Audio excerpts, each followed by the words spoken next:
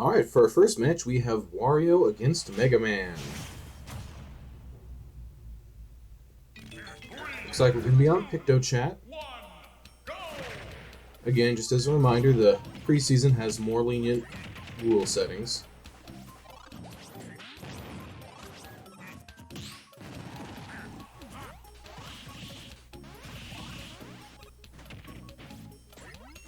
Wario got the weak hit at forward air there, but he didn't get any of the easy follow-ups that usually come right after that. Definitely not something I'd recommend. I guess it sounds incredibly basic, but I would recommend you hit your opponent whenever possible. You know, within reason, but... like that. See, Wario got a nice 3-hit combo.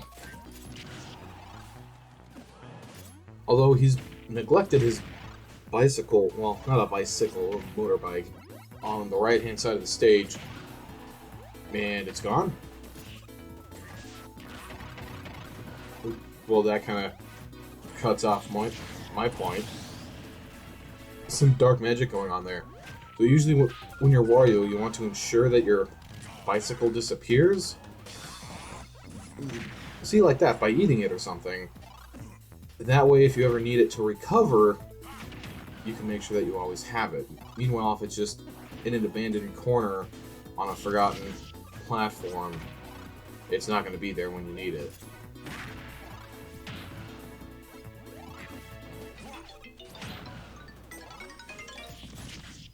Now, Wario has been doing a good job of hitting Mega Man, but now he needs to be concerned about killing Mega Man, which is a slightly different... That almost did it, but Mega Man barely made it.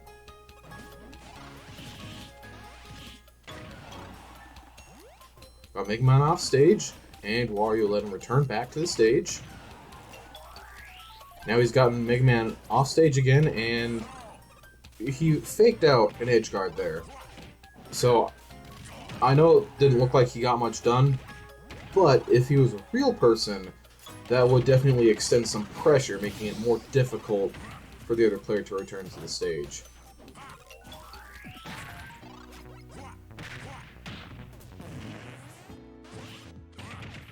Wario using the loft in this a way that just doesn't live up to its potential. Yes, there is a hitbox on Wario after he's used the thing, but usually you want to hit people with the explosive hitbox that kills really early. It's kind of the consequence of only getting to use the move every 2 minutes. You can actually use the move slightly faster, but you have to eat things to recharge the gas meter. However, since Wario does have a bicycle, a Wario, given enough free time, can constantly spawn and consume motorcycles in order to fart. Which I know sounds really weird if you don't know about Smash Bros. It is a thing, I assure you.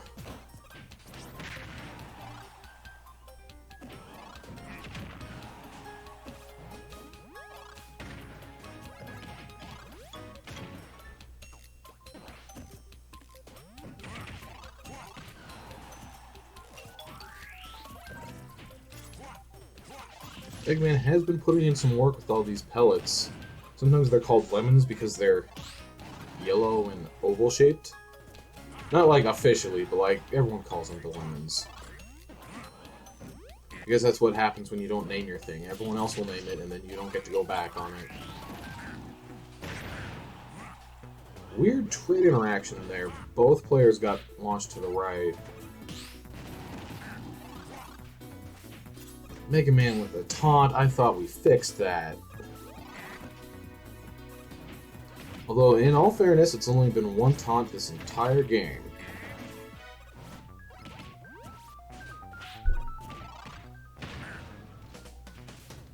Wario just got his waft back, you can tell by the little glint that appeared. And there it is, killing Mega Man with it. But now Wario has to kill Mega Man before he dies, which at 112% is not a fun proposition. And Mega Man gets him with a double forward air.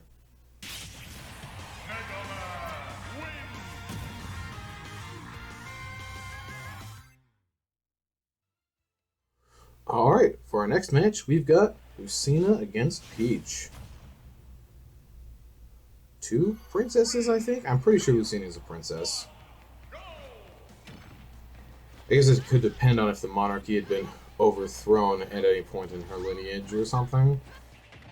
Fire Emblem has a whole bunch of lore across a whole bunch of games, and it's really hard to keep track of. Meanwhile, Mario has, like, no lore. It's really easy to keep track of that.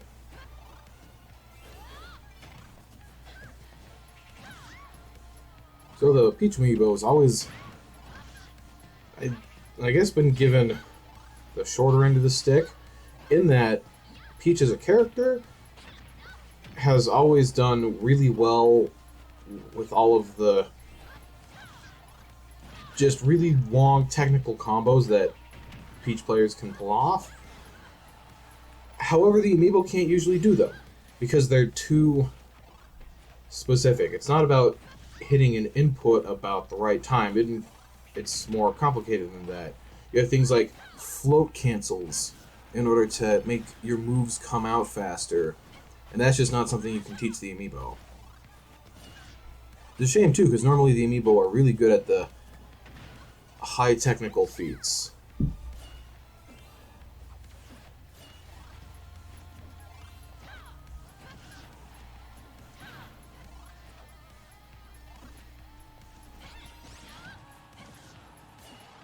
Lucina turning things around by bonking off the top end of the stadium.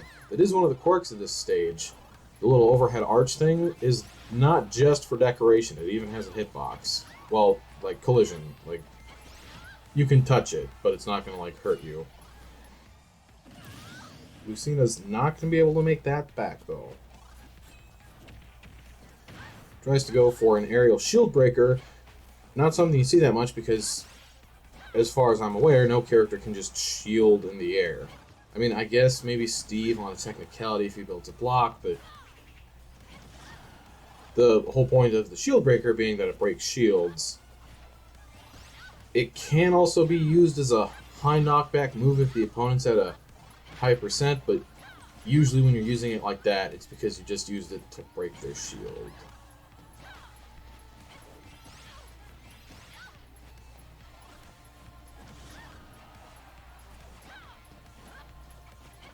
Peach managing to rack up the percent on Lucina before her inevitable demise. Gets a lucky bounce back onto the stage so she can actually tech that. And Peach's days were numbered. Lucina did not have a jump. She'd used it on stage. That is always a risk that you run. Jumping a whole bunch on stage, if you use your double jump and someone hits you off stage, you don't get your double jump back. I mean, Lucina just illustrated it by dying for having too much fun with the jump button.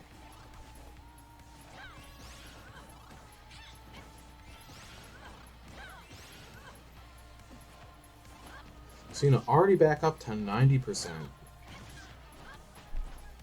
Not the kind of statistic that Lucina fans would be proud of.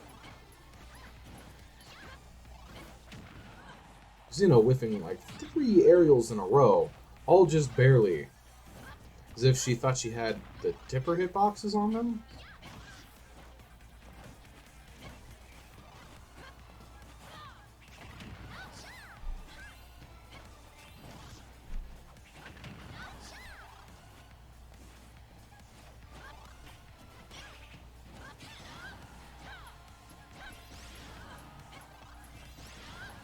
Peach has done a good job of juggling Lucina back up into the air again.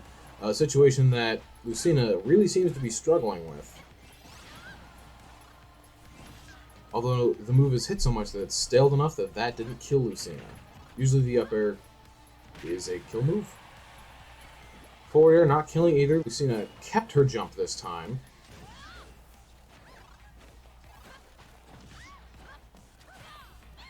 Makes back up on stage, but misses 2 up smashes.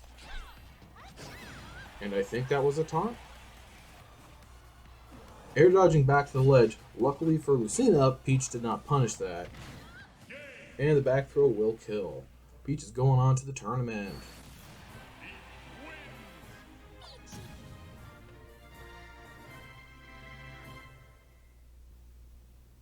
Alright, up next, Pit versus Charizard.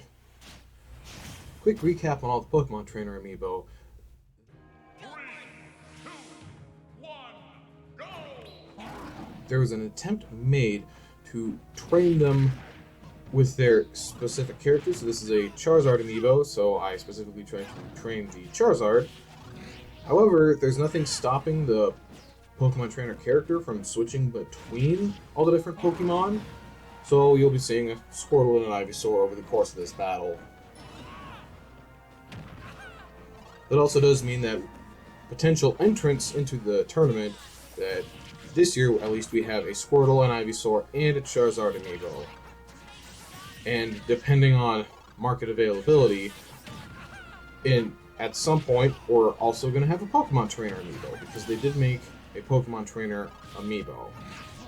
Which I guess makes more sense than trying to fit 4 characters on one amiibo.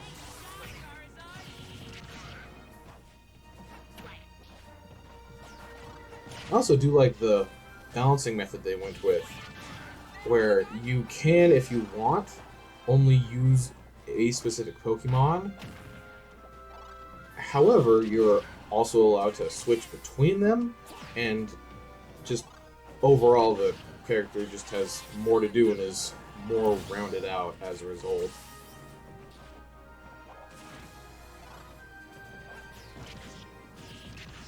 That hitbox of up air, I don't know what the hitbox looks like, but I would not have predicted that to have hit.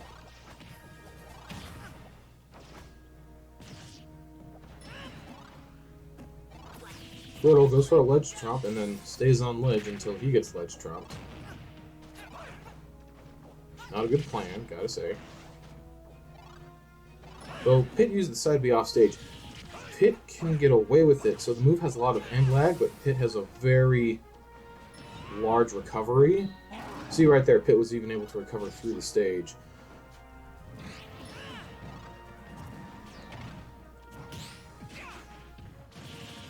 Charizard air dodging back to the stage. As a human, I'd recommend against that, just because if you accidentally go through the stage, you die. By go through the stage, I mean from the side, not like through the top. The game's pretty good about not letting you just clip through the floor.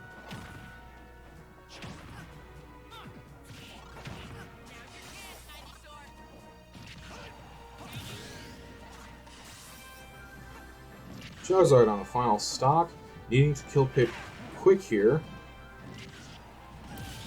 which he did.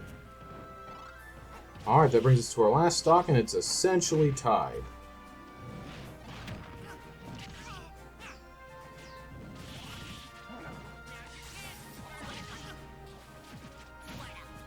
Now, one of the weaknesses of the Pokemon Trainer amiibo is that it's a little random, or at least it seems like it's random when they switch between the Pokemon. Apparently it's ingrained in the AI, so you can't even try to train your amiibo not to do it. But it does mean that... Oh, that spike's gonna just kill Squirtle. Yeah, that's one of the risks about going for a really deep edgeguard like that. Sometimes you'll just die for it. Alright, now we've got Diddy Kong against Samus. Monkey against the Space Bounty Hunter. In real life, the result would already be determined. In fact, in real life, most people wouldn't actually be able to damage Samus. Just on a practical issue, just being covered in a high-tech power suit would basically serve like a suit of armor, just making you immune to most of the things that people are throwing out here. Although I guess in the Metroid games, Samus does take damage, even if it's just tracked through the number. Like, you have 100 health, and then you get punched and maybe you take 3 damage, so you only have 97 health.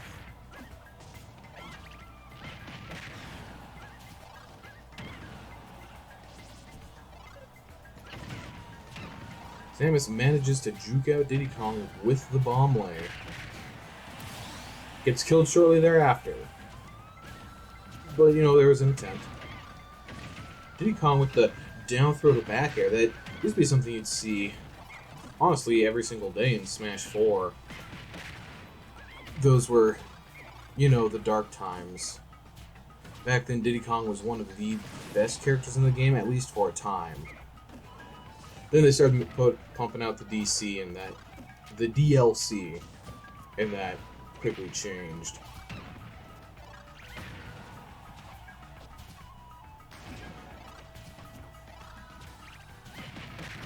Samus keeps getting hit by these multi-hit up smashes. Bounces off the ceiling, she's not going to be able to make it back from that. Besides, it might be a good idea to charge shot, which is a move I definitely recommend that the amiibo should use because it's a way to kill, and this Samus amiibo seems to have a hard time figuring out how to kill Diddy Kong.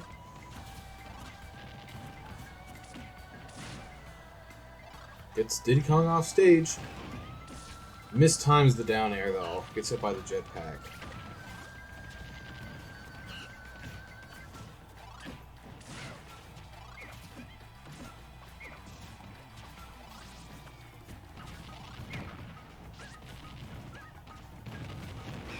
Gets an up smash on Diddy Kong. It's not going to kill. The up air won't either. Diddy Kong, meanwhile, has triple the amount of lives that Samus does. And Diddy Kong really seems to be nailing these combos today.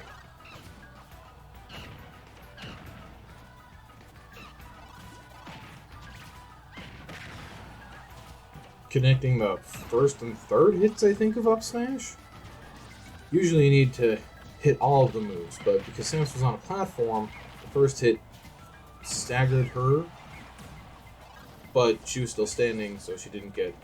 Well, yeah, it's different hitting some of these moves on characters that are on platforms. It even depends on, like, what knockback they're at, even. And Samus is dead without taking a single stock. But Diddy Kong makes it to the tournament, so kudos to him. Alright, now we've got Snake versus Bayonetta. Some of you may remember that Bayonetta was the ultimate loser of last year, and as such, qualified for retraining. Most retraining, in fact, because of the magnitude of the loss. It's good to see that it seems to have paid off. Bayonetta is hitting moves now. Snake just barely getting enough space to make it back. But then he gets hit by an enormous fist for his trouble. Bayonetta really should have gotten up a lot quicker from that. Especially because Snake has a lot of moves that can hit you... Well, okay, it's mostly his up tilt. I'm gonna drop any pretense. It's the up tilt. With Snake, you gotta worry about the up tilt.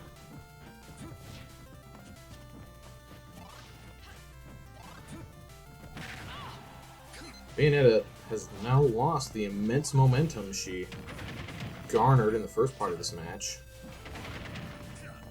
But she was able to successfully recover, although she landed on top of the stage, giving her the Bayonetta lag.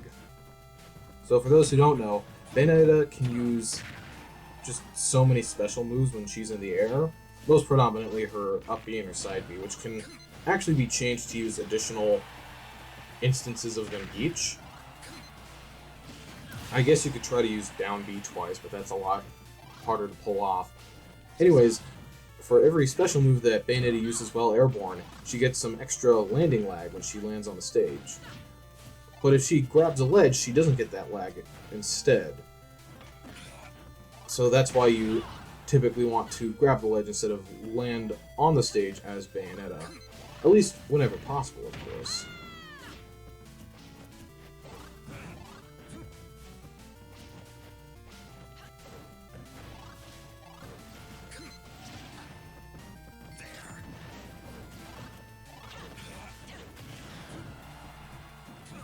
Snake is struggling to keep up with Bayonetta, despite the fact that he's actually winning. It's a little weird to see, to be honest. Getting hit by the tip of the fist, that's not good for your health. Doctors recommend you avoid fists whenever possible.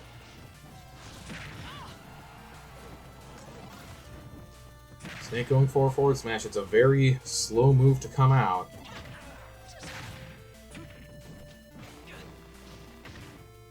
Recovering right past the ledge. Snake, that's a terrible idea, because if your Cypher gets damaged, you can die. But Snake gets a random up air on Bayonetta, killing her off the top of the screen. Oh, Bayonetta tried to go for the Bayonetta combo, but it just didn't connect. Shooting the grenade, though, putting Snake at a... well, in the state of disadvantage.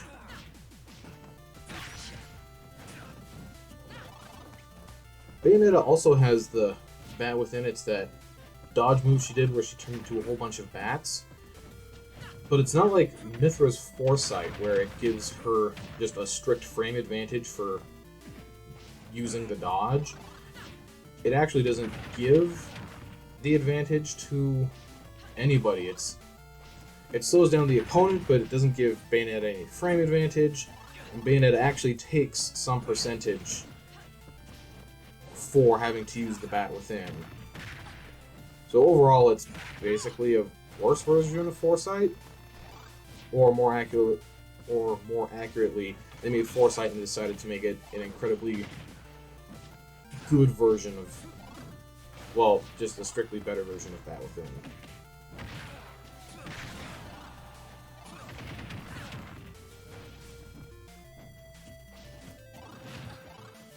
See right there, Bayonetta used a lot of special moves and then landed and was unable to perform another action long enough for Snake to grab her.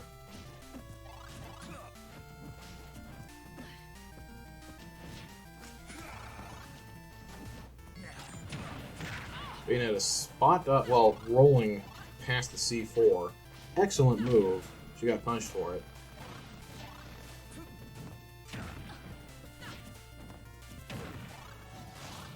Does not go into the full extension of side B, which normally allows you to combo.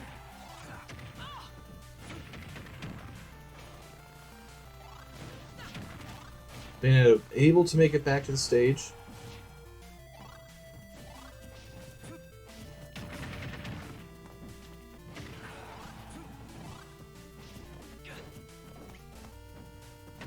Snake goes for a down throw, but he doesn't get the follow-up.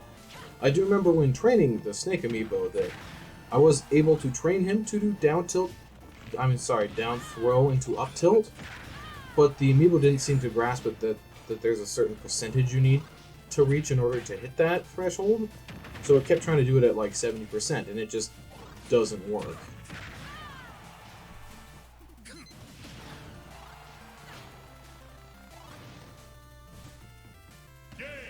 Bayonetta with a tiny wall jump. She's not going to be able to make that one back. Her jump got used earlier on in the kerfuffle. And now we have Duck Hunt against Sephiroth, who is, I believe, the only amiibo I've ever received with the sword that was already bent. What that means, for anyone who doesn't know, is that all of the amiibo figurines, they do have a problem with the swords, where over time they happen to either curl or bend in one direction or another, simply because they're a long piece of, well, plastic that's long and very thin, so it doesn't have too much support.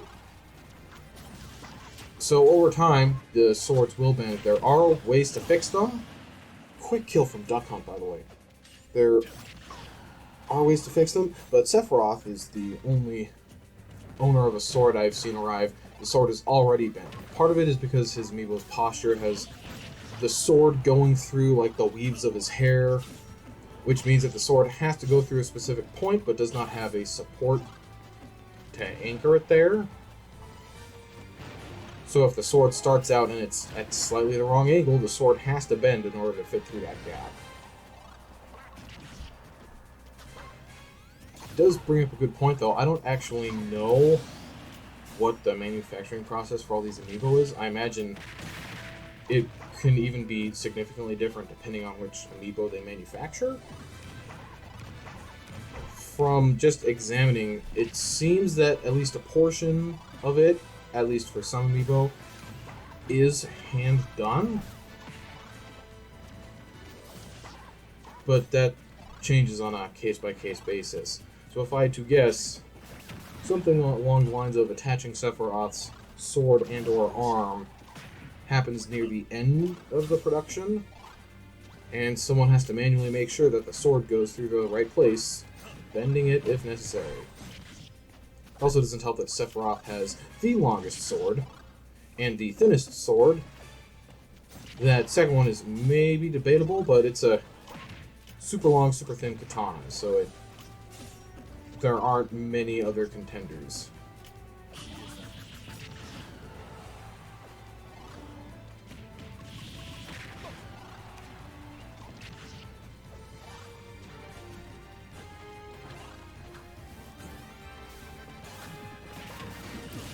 Sephiroth dying to another up smash from Duck Hunt. Getting spiked, but he was at a low enough percent he was able to make it back to the ledge. That can get very dangerous, though, because when you spike an opponent, so when you hit an opponent, they get knocked away, and for a little bit, gravity is kind of disabled. It depends on where you're hitting them. So gravity doesn't just turn off. So it's weird. It doesn't seem to affect a character for a little bit. But then partway through the knockback, usually gravity turns back on, if that makes any sense. And then that does affect where the character gets launched. For example, you can see Duck Hunt got launched at an upward angle, and did follow the angle, and then started to follow the normal gravitational curve. Alright, well I guess that's enough of me theorizing about the knockback mechanics. Alright, next up we have Marth against Dark Samus.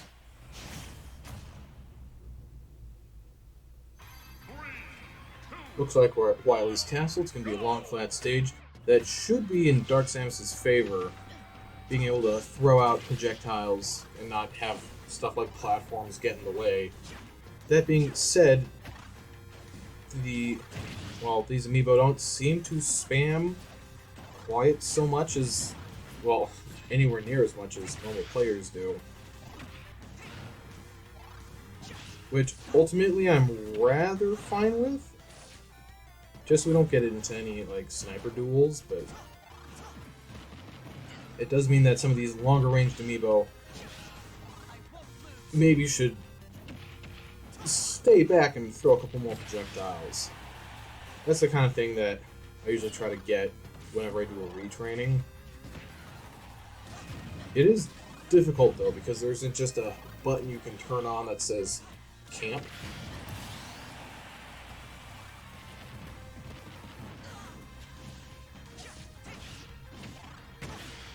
That and most projectile characters do still have normal moves. They're just normally less overwhelming than characters who don't have projectile moves. The balancing idea being that if you're hitting someone with a whole bunch of projectiles, and then they finally make it to you with extra percent, and then you just kill them with a normally strength move, that isn't... Yeah, it doesn't make for a good gameplay experience. But you can't have the moves be useless, because then whenever a player goes for a forward smash or something, it's just not going to work. So it's a very fine balance you have to hit.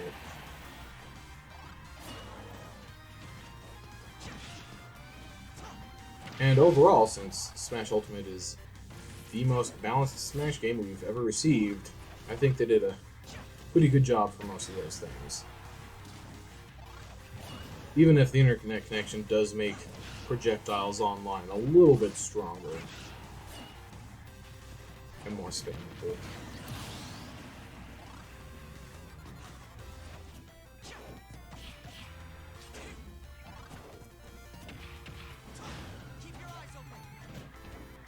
that's a taunt from Marth. We really don't like to see that.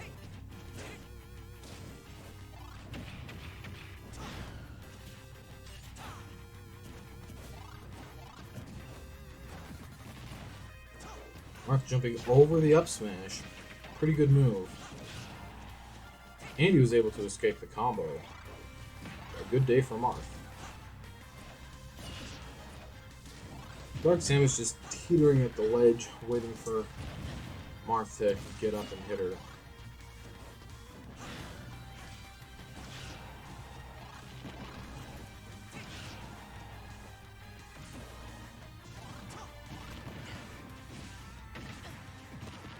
Falling up air from Samus, you don't see that too much, especially because the move still combos if you hit rising up air.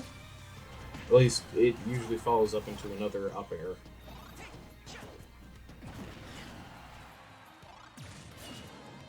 Dark Samus firing another charge shot while Marth is too low to get hit by it.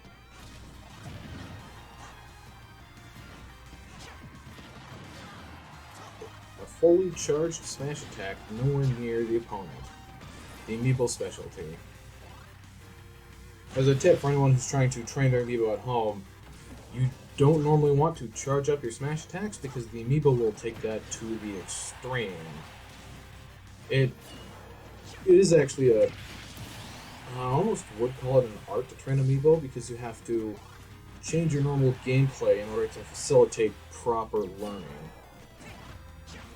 Sometimes if you want an amiibo to use a specific kill move, you'll actually find yourself DIing improperly so that a certain move will kill you, so that the amiibo knows to use it more often. Whereas in a normal match, you would try to survive.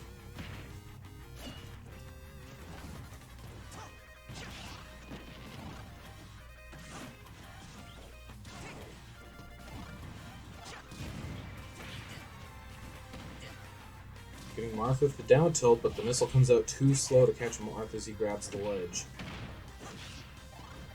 Marth goes for a combo, which is especially notable since Marth doesn't have too many of those. Falls out of the up smash, able to counter hit Dark Samus for it.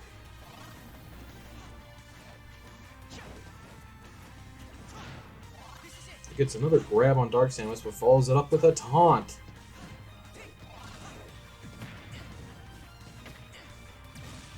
I tell you what, if there was an easy way to get rid of taunts, I would have done it years ago, even.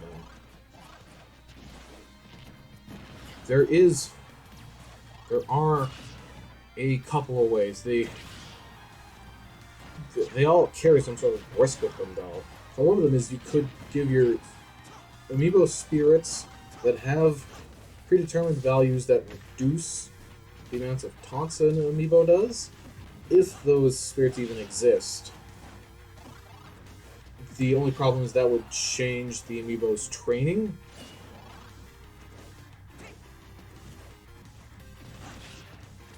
And then there are other shadier methods that I'm probably not going to go into.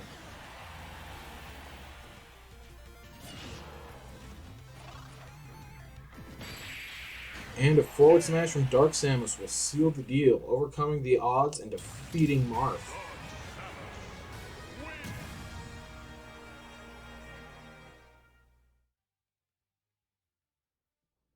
And for the last match of this video, we have Shulk versus Ness. Shulkness. Yeah, that's all I've got. As far as that joke, I'm still gonna, keep commentating for the rest of the match. It's what I do.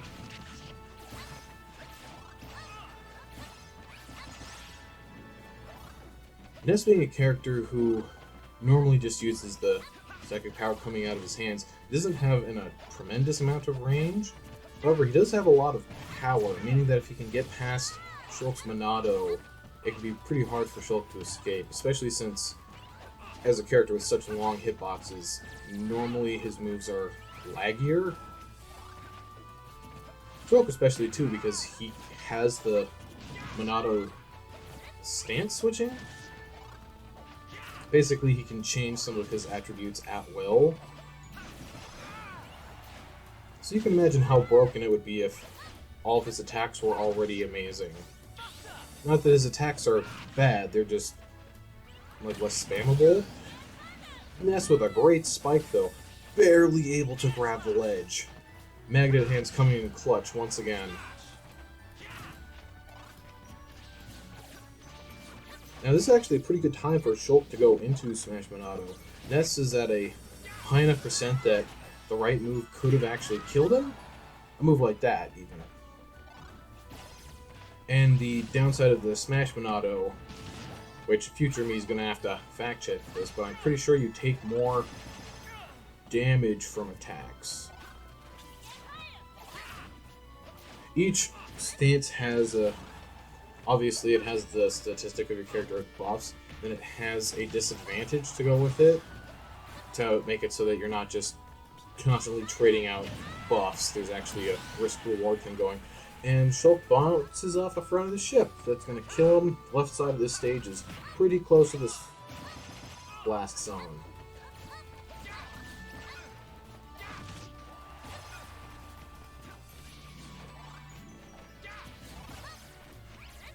Ness has been doing a great job of smacking Shulk away every time he comes back like a lonely puppy.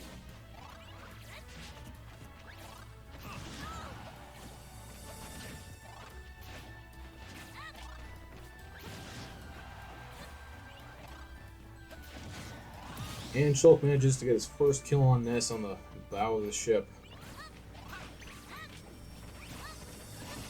But after his early demise that previous stock, he has quite the climb.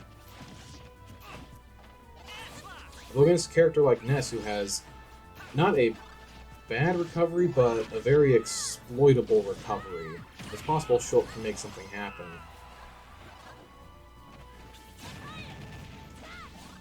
Shulk narrowly avoiding the PK fire in time. But the back throw seals the deal. Good job to Ness. Ness is going to make it into the tournament.